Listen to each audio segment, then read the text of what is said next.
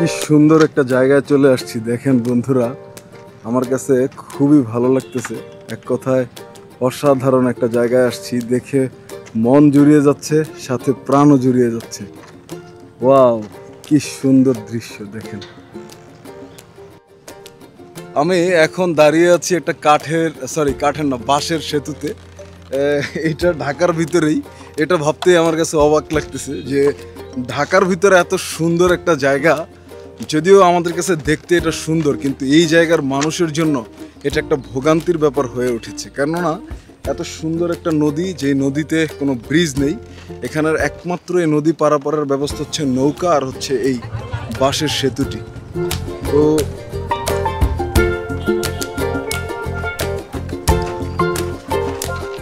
এই বাঁশের সেতু দিয়েই মানুষ এখান থেকে যাতায়াত করে। এই যে দেখা যাচ্ছে পারাপার হয়। এটা খুবই ঝুঁকি সম্পন্ন একটা জায়গা।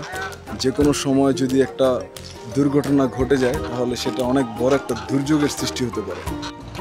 আমি এখন একবারে এই ব্রিজের যে মিডল পয়েন্ট, মাঝ অবস্থানে দাঁড়িয়ে আছি। ব্রিজটা খুব নড়াচড়া করতেছে, মানে দুলদুল করতেছে।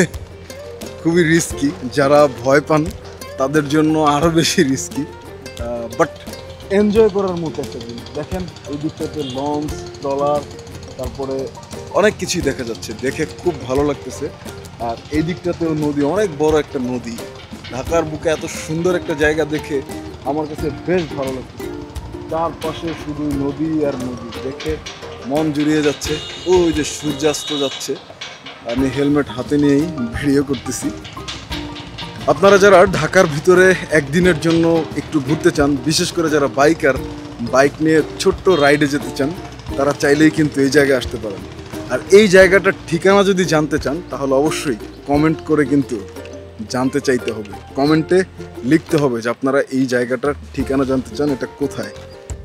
এখন আমি নেমে যাই।